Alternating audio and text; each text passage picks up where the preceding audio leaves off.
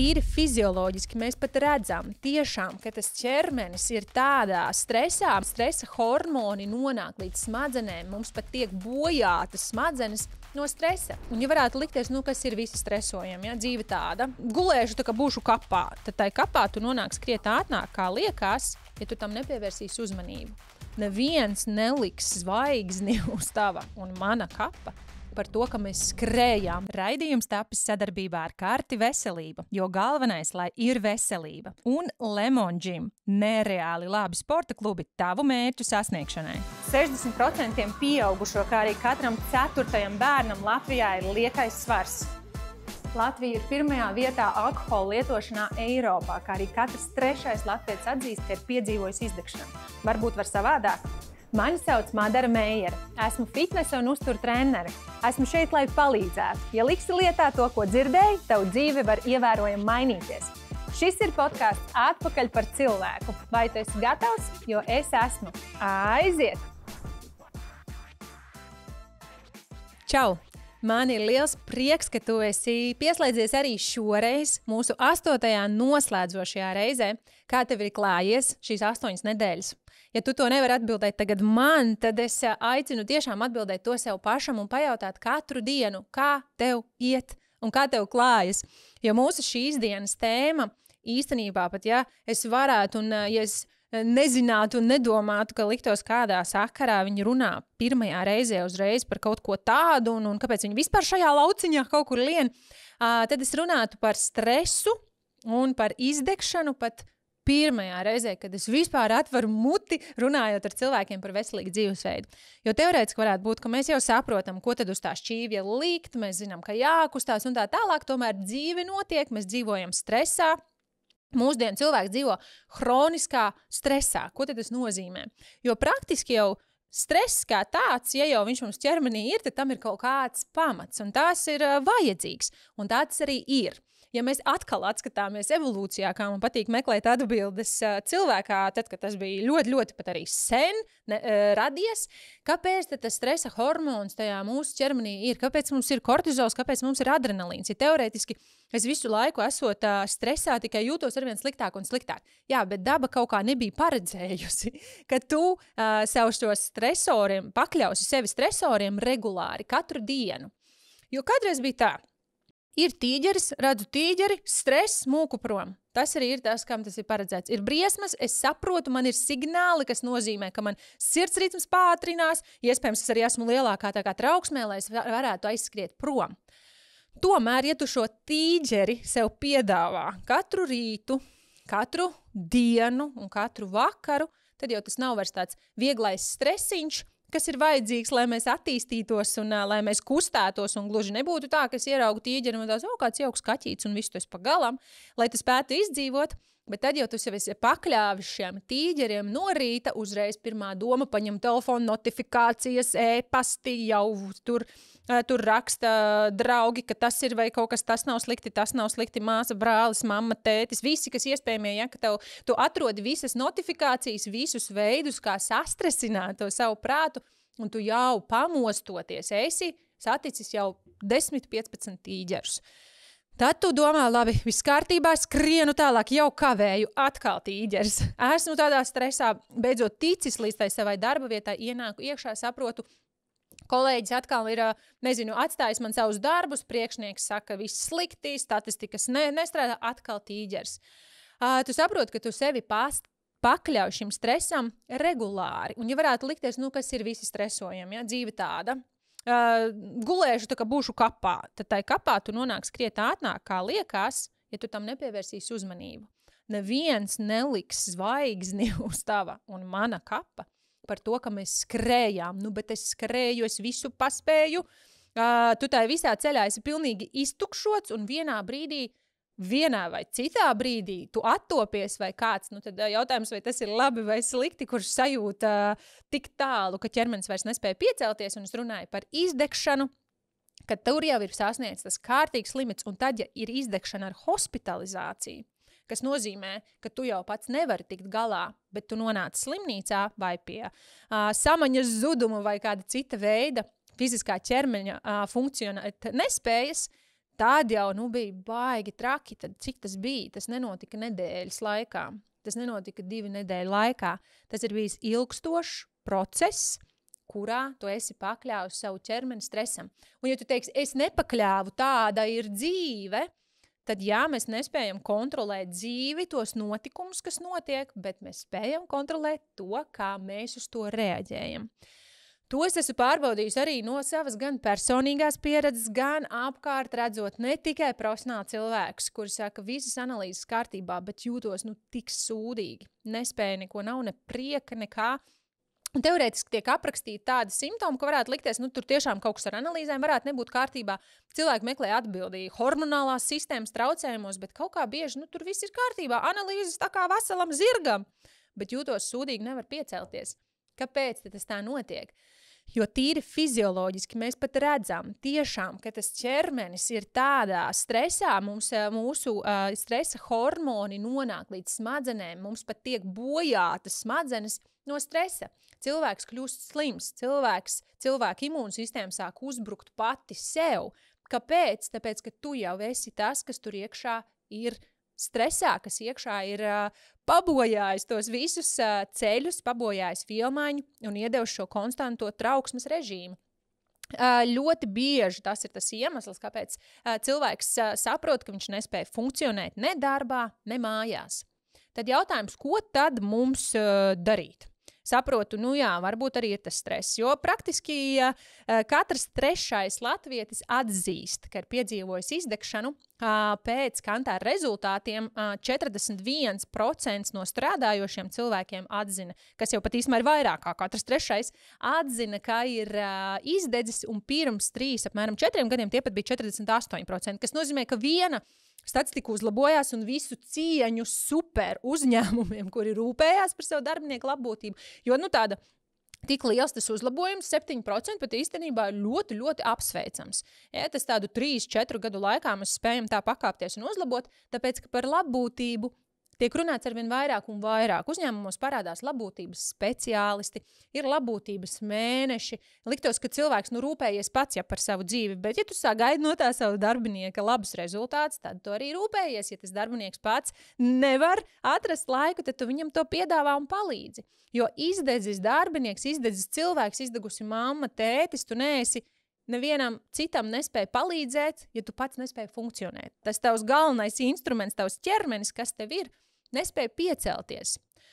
Un cik ilgi tas tā var vilkties? Tie, kuri ir piedzīvojuši tādu kārtīgo izdegšanu, kurā tu nespēji piecelties, runājot gan privāti, gan profesionāli, tas nav tā apmēram, labi, nedēļu atpūtīšos, pagulēšu vai brīvdienās izgulēšos. Tas pat ir gads, tas ir pusgads līdz gads un pat ilgāk, kurā cilvēks pat radikāli maina savu dzīvi. Tas nav tā, ka, labi, tad turpināšu iet uz to darbiņu, kurā riktīgākais stress, turpināšu vedāt bērnus pa 75 pulciņiem, turpināšu stresot par mūsu finansēm, par visu turpināšu darīt tāpat, bet pālpošu 5 minūtes vakarā. Tas jau būs labi, tomēr tas nemainīs tos cēloņus, un tev sākotnēji ir jādomā par cēloņiem. Kas ir tas, kas tev rada šo hronisko stresu?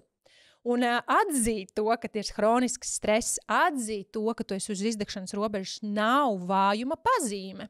Nav vājuma pazīme arī attapties tajā, ka tu saproti, ka tev kāds cits sit knipi, halo, labrīt, kas notiek, tad, kad tu saproti, ka tu esi zaudējis pat jau sauņu no tā, cik lielā stresā ir bija tavs ķermenis, bet tas ir signāls tavs ķermenis, ka, ja tu pats nesaproti, tad stop, izslēdzam gaismas, un tagad varbūt tu sadzirdēsi. Pirms mēs turpinām, svarīga ziņa no mūsu atbalstītājiem, jo vadošie veselības eksperti Latvijā ir apvienojuši spēkus tieši tavai veselībai. Šī ir pirmā lojalitātes karte, kurā ir iespēja krāt punktus un ar tiem norēķināties gan nododot analīzes, gan apmeklējot ārstu, kā arī aptiekā. Ar karti katru mēnesi saņemšu īpašus piedāvājumus gan Veselības centru apvienības poliklīnikā, gan centrālajā laboratorijā, kā arī mēnesis aptiekā. Kopā 350 vietās Latvijā. Jo atceries, ka galvenais, lai ir veselība. Un būtībā jau mēs tā padomājam, kāpēc tas ir vajadzīgs? Mēs to dzīvi izdzīvojam, nevis dzīvojam. Vai varētu teikt, viegli teikt. Šeit atkal atgriežās soli pa solim. Princips, ka tev ir jāsāk uzlabot soli pa solim un jānomierina sevi pirms visi striķi trūks, nevis tad, kad jau ir par vēlu. Un biežākie stresa iemesli kas ir tādi salīdzinoši ikdienas lietas. Tomēr mums ir tas aizberga tāda augšējā daļa, bet tad ir tāda kārtīga apakšējā daļa. Titaniks nenogrima, tāpēc, ka viņš bija tāds maziņš ledus gabaliņš, peldēja pa jūru. Titaniks nogrima tā apakšas aizberga dēļ.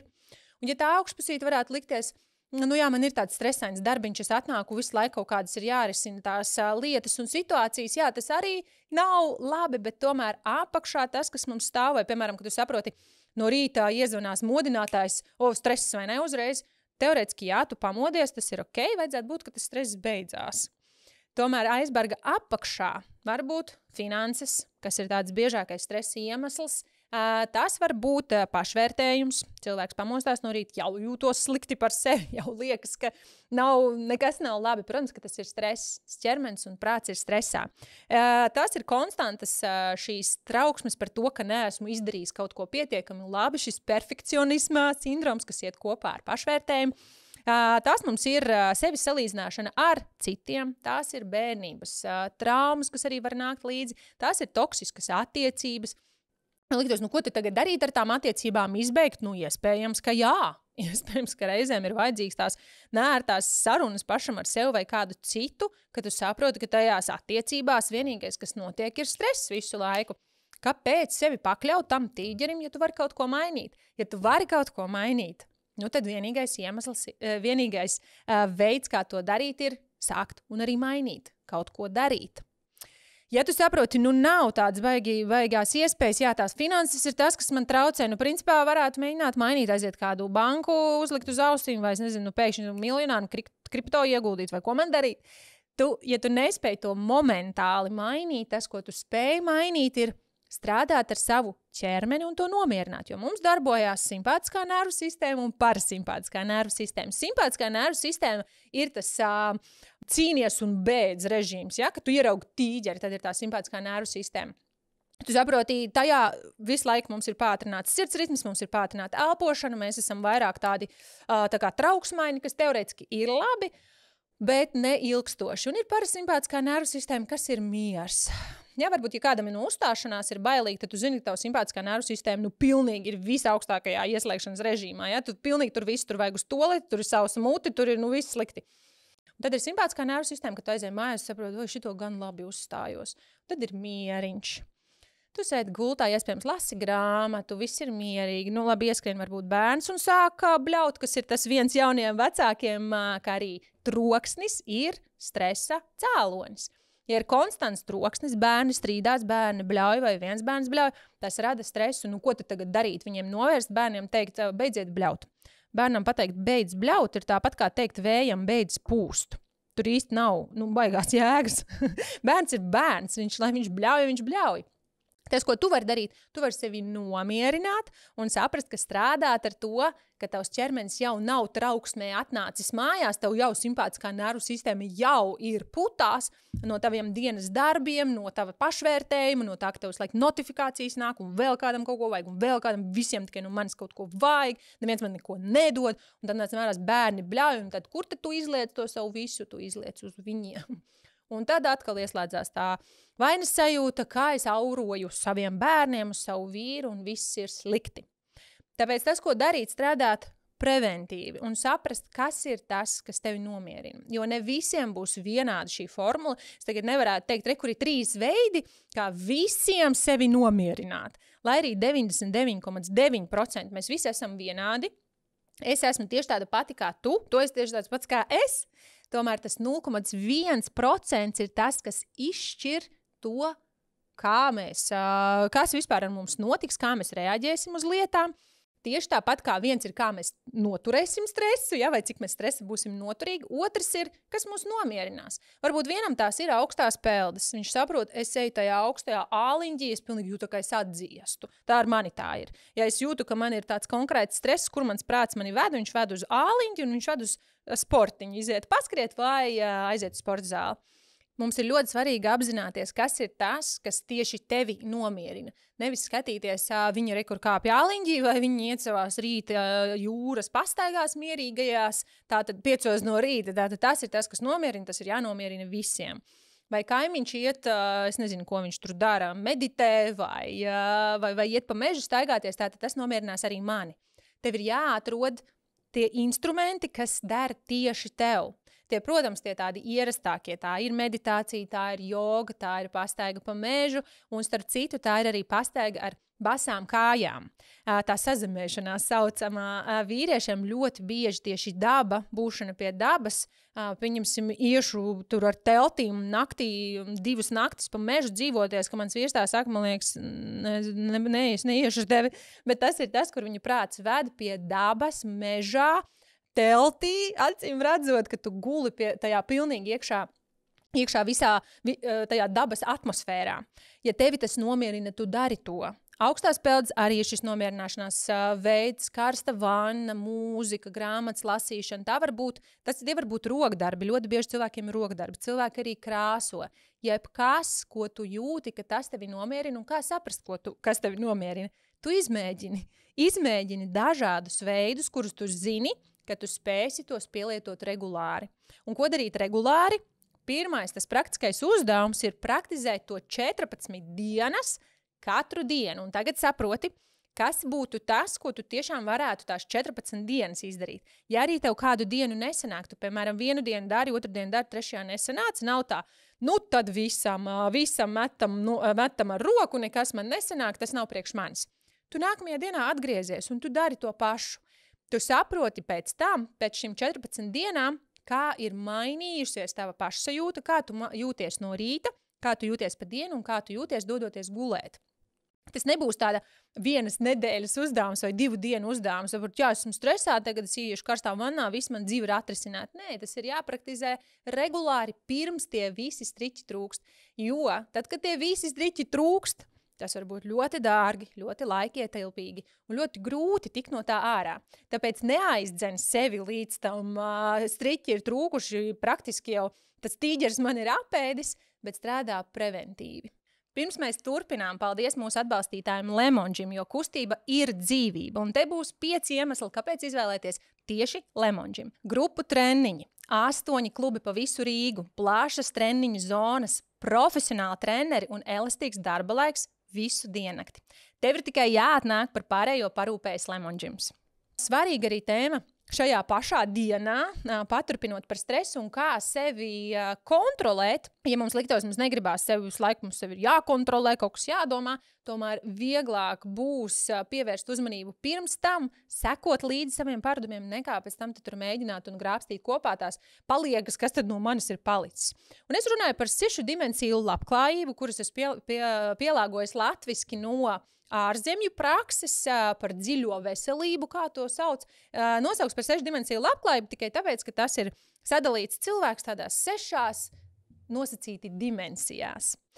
Ja mēs pievēršam uzmanību visām šīm dimensijām laiku pa laikam un sevi izvērtējam, kā es jūtos šajā, kas notiek te, tad mēs tiešām varam kontrolēt to savu dienu un nedomāt, ka piecēlos no rīta un jūtos slikti tikai kaut kādu iemeslu dēļ, tāpēc, ka Mars pagriezās uz otru pusi.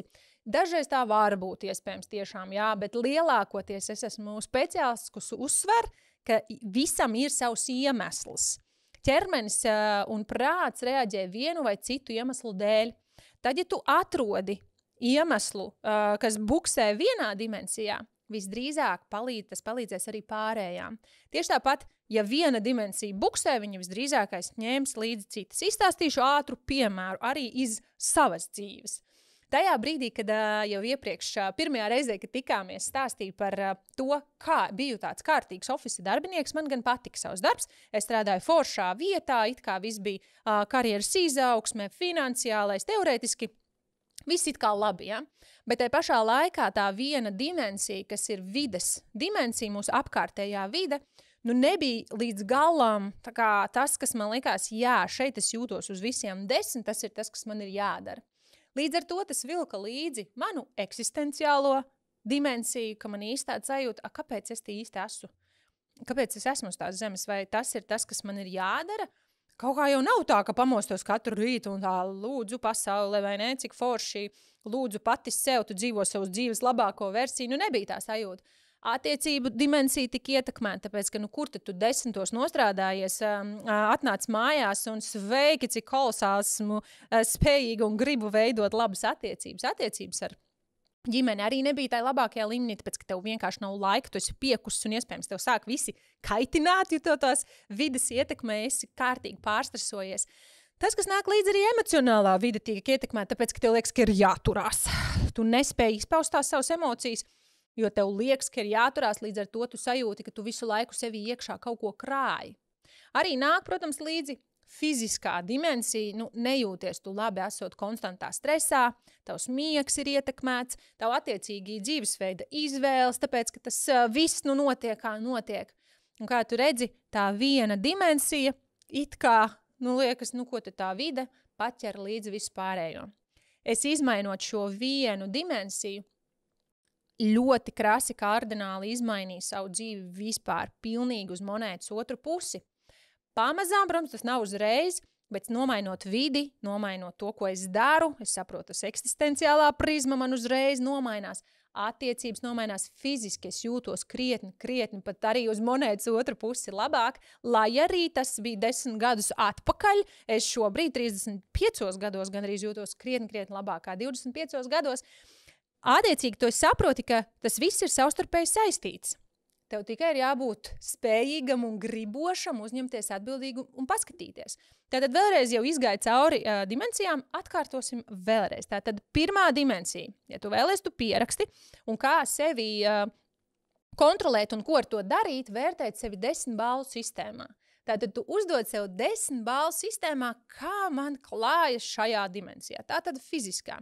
Fiziskā dimensija, vai tu jūti kādas sāpes, un sāpes varbūt arī tāds stīvāks plecs var aizvest līdz galvas sāpēm, līdz reiboņiem, līdz tam, ka tu īstenībā mazgā matus un tev atsakās rokai nervi. Te nevar izmazgāt mācus. Tas ir reāls piemērs, ja? Vai tev izkrīt šķīvis no rokām, tev liekas, ārprāts, kas notiek, jau meklē Googlē, kas tur jau ir noticis, viss iespējamās saslimšanas. Īstenībā stīvs kakliņš sāpēja, nepievērs uzmanību sāpēm. Sāpes jau aiziet līdz tam, ka tev jau ir stiprāks, vai tās ir galvas sāpes, vai tas ir ceļu sāpes, jebkas, kur tavs fiziskais ķermenis un ne tikai sāpēs, bet diskomfortā enerģijas nav. Kad tu 10 balvu sistēmā, nevar tur iedot baigi vairāk par tādām 4-5 balēm, tas ir nopietns signāls, kas tiešām velk līdzi arī tavas attiecības, vai attiecības ar bērniem, ģimeni vai ar savu partneri, ja tev viss sāp un tu jūties slikti, kāds tur seksīgais randiņu vakars, vienīgā doma, ko tu vari domāt, ir kā jau ibumetīnu kaut kādu iedzert. Jā, attiecīgi, tad tas velk līdzi arī to tālāk, kas ir tava mentālā, tava emocionālā, atkal viss tiek vilkts līdzi. Pamazām soli pa solītim novērtē no 1 līdz 10. Ja ir zemāk kā 6, tad saproti, ka kaut kas ir jārisina. Varbūt ir jāaiziet pie savu ģimenes ārsta, beidzot apciemojums. Jānodod asins analīzes, jāpajautā ģimenes ārstam, kas tur notiek. Ja meklē un saprot, ka tavā ķermenī, tavās asinīs un cita veida analīzēs, kuras tu vari veikt un doties pie ārsta, ir ļoti daudz atbildes. Ļoti bieži rudens nomēktība nav saistīta ar to, ka kas ir man dzīves jēga eksistenciālā prizma, ir saistīta ar to, ka mums trūkst D vitamīns, sāk trūkt saules gaisma, sāk trūkst vitamīnu, kurus mēs vasaras laikā apēdam, tāpēc iespējams tā atbilde ir fiziskajā dimensijā. Tad mums ir attiecību dimensija. Vai tu spēj veidot jēgpilnas un veselīgas attiecības ar citiem cilvēkiem un arī ar sevi? Tagad tā kārtīgi padomā. Vai tev ir viegli veidot attiecības ar cilvēkiem, vai tieši otrādi tu saproti, ka tev tur sāk visi kaitināt, parasti visas vainas, visi slikti, vai arī tu pats nejūties pietiekoši labs, vai tu nejūties pelnījis labas attiecības. Un tas jau tad arī tālāk ietekmēs visu pārējo, jo pētījumi liecina, ka veselīgas attiecības arī ir principā numur 1 lieta, kas ietekmēs to, cik vesels un cik pilnvērtīgu dzīvi dzīvos cilvēks. Un kāpēc tas tā ir? Tāpēc, ka atkal tas var būt saistīts ar stresu. Ja tev nav pilnvērtīgas attiecības, tu visu laiku esi konstantā stresā. Tavs fiziskais ķermenis ir stresā, ķermenis paliek slims, viss ir slikti. Kāpēc tu esi neapmierināts, kādas tur vispār kopā attiecības var būt? Pirms mēs turpinām, gribu atgādināt par vietu, jeb man jauno pavāru grāmatu, ko man ēst, kurā atradīs gandrīz 100 pilnvērtīgas, garšīgas un viegli pagatavojamas maltītes tavās mājās. Esmu ne tikai papildinājis tās ar kaloriju aprēķinu, uzturvielu aprēķinu, bet arī papildināju grāmatu ar 10 pilnvērtīgiem zelta padomiem ikdienai. Un bonusā mana māsa, profesionāla šefpavāre Monta, ir pagatavojusi receptes, kas ir restorāna cienīgas, tomēr viegli pagatavojams tavās mājās. Tev atliek tikai aiziet uz virtuvi, par pārējo parūpējāmies mēs. Tātad tas mums ir attiecību prizma. Mums ir emocionālā dimensija. Emocionālā dimensija gan ir tāda, vai tu spēj paust un sajust visas savas emocijas. Gribat jūs vai to nē, bet tomēr mums ir visas emocijas, gan dusmas, gan bēdas, gan prieks. Mēs varam un mums ir jājūt tās visas. Bija kolosāli izrāde jaunajā Rīgas teātrī Aspazija, kur es arī dzirdēju, un man tas pat pašai likās, kāpēc man tas ir pārsteigums. Bet es acīm redzot, biju aizskrējuši ļoti savā dzīvē, ka viņa teica, ka tu sieviete, esi eņģelis, esi velns, bet tu esi cilvēks. Tā, es esmu cilvēks, neesmu robots, es varu paraudāt kādreiz. Mums liekas, ka mēs nevaram raudāt, ka bēdas, tad tu esi vāji un pazīmi, tu smaidi. Ja? Tāda latviešu kārtīgā sieviete noslauka asaras smaidi, man viss ir kārtībā. Dusmas mēs nevaram just. Ja tu esi dusmīgi, dusmas ir slikti. Kas ir trakas frāzes, ko es dzirdu no savu piecgadnieku. Es nezinu, kurā no visiem, kur viņš to ir dzirdējis, bet ka dusmas bojā sievietes skaistumu. Tātad šādu viņš man frāzi stāsta un prasa, un man liekas, mīļais cilvēku 5 gadu vecumā, kuras sieviete tev jau šito pateica. Dusmas nebojā skaistumu, tieši nespēja izpaust. Tev ir jāsaprot. Kāpēc tu nevari izpaust savas emocijas? Ir kolosāla filmiņa, angliski Inside Out. Nepateikšu šobrīd, kā viņa saucās. Latviski arī Latvijas kinoteātros bijuši par dažādām emocijām, kuru tik skaisti parādās jums godu vārds. Abas daļas redzēju, abās gandrīz raudāju. Jo tik skaisti parāda to, kas mūsos iekšā ir, tās emocijas, kas mūsos ir, un to, ka mēs viņas drīkstam just. Svarīgi gan apzināties, mēs drīkstam tās emocijas just, visas emocijas ir ok, bet ne visas rīcības ir ok. Tagad varbūt varētu likties, jā, es varu justies dusmīgs, lieliski, atnāku uz darbu, tu man besī, jo es varu just savas dusmas. Mājās atnāku, es tik slikti jūtos, par nerunājot ar mani, mums jau ir jāspēj, protams, kontrolēt, bet svarīgi apzināties ir just, komunicēt un verbalizēt tās sajūtas un pateikt kādam, es jūtos tā kā bēdīgi. Tā ir ļoti svarīgs aspekts, kas var ietekmēt gan mūsu fizisko dimensiju, gan mūsu attiecību dimensiju, gan mūsu arī vides dimensiju, jo tad, ja tu pats ne jau tu tikai aizēji uz vidi, tu jau arī radi vidi. Ja tu visu laiku esi tāds nesaprotami uzvilkts, tāpēc, ka tu vienkārši saproti, ka nevar pabēdāties kādreiz, diez vai arī tā apkārtējā vide būs laba. Mums ir arī mentālais aspekts. Mentālais no emocionālā atšķirās. Tas mentālais aspekts ir spēja būt tādam vitālam un dzīvīgam. Ja, kad tu saproti, ka tu mentāli neesi visu laiku bedrē, kaut gan, ja tu esi bedrē, tev ir jāsaprot, kāpēc tu esi bedrē, iespējams, tas fiziskā dimensija pieslēdzās, bet mentāli tev ir jāspēj būt dzīvam un jāspēj funkcionēt starp cilvēkiem, jāspēj funkcionēt pašam personīgi un dzīvot savas dzīves labāko versiju. Un mums ir jau manis minētā vides dimensija, ar kuras sāku, kas ir vai tā vide, kurā tu esi, vai tu no 1 līdz 10 var iedot tādu, kāds ir tas vērtējums, vai tā vide, kurā tu esi, tu saproti, jā, šis ir pilnīgi.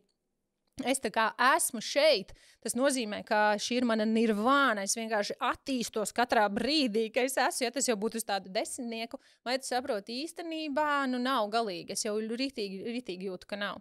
Ja kāds teiks, es dzīvoju Latvijā, tad ir 6 mēneši tumsa, tad uz vidi es lieku 1 un visas pārējās dimensijas nāk līdzi, un tā nav mana vaina, tas ir klimats, tad principā mēs jau arī ziemas sezonā, un mums ir vērtīgi sevi šajās dimensijās izvērtēt pa sezonām. Vasaras sezonā, kā man iet, kā es jūtos, ziemas sezonā, kā man iet, kā es jūtos, un nākot pavasarim. Pavasarim ļoti daudz nav jāpalīdz, tāpēc, ka mēs jau paši jūtamies it kā priecīgi, lai arī fiziskā dimensija tajā laikā ļoti var ciest, tāpēc, ka uz pavasaru mēs esam iztikšojuši visas savas vitamīnu rezerves.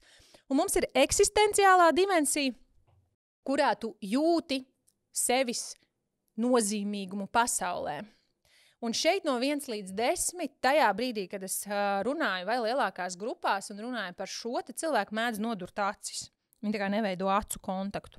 Un tas man liek domāt, ka mēs tā īsti neuztveram sevi tik svarīgu šajā pasaulē.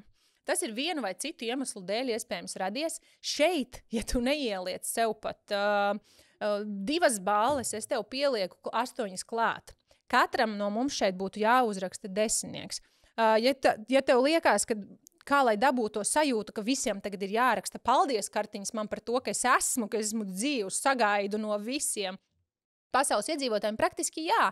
Mēs visi esam savstarpēji saistīti. Ja tev ir jāsajūt, kas ir tava tā uguntiņa, kas iekšā deg, lai sajustu to eksistenciālo nozīmīgumu, tad iespējams tas ir tavs mājas darbs šodien. Padomā, kas ir tas, kas tevī iekšā deg. Japāņi to sauc par ikigai, tā tava uguntiņa. Tajā brīdī, kad es nomainīju vidi un pieslēdzu klāt to, ka man ir jāsaprot, kāda tad īsti ir tā man dzīves jēga, tas eksistenciālais tā uguntiņa, kas deg tajā, ko es šobrīd daru, es saprotu, ka es to varētu darīt visu mūžu.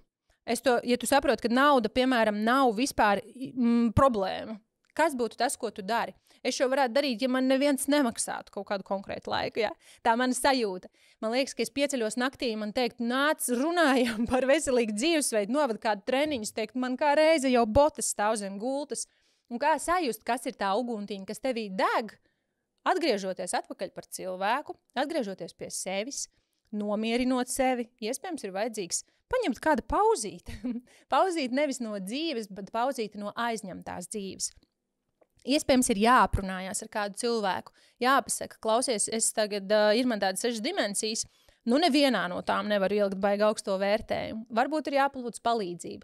Palīdzību lūgt nav vājuma pazīme. Mums ir jāatgriežās atpakaļ par cilvēku, jāpajautā sev, kā tev iet un kā tu jūties. Reizēm runājot individuāli ar cilvēku pie jautājumu, kā tev iet, cilvēks jau nevar valdīt asaras.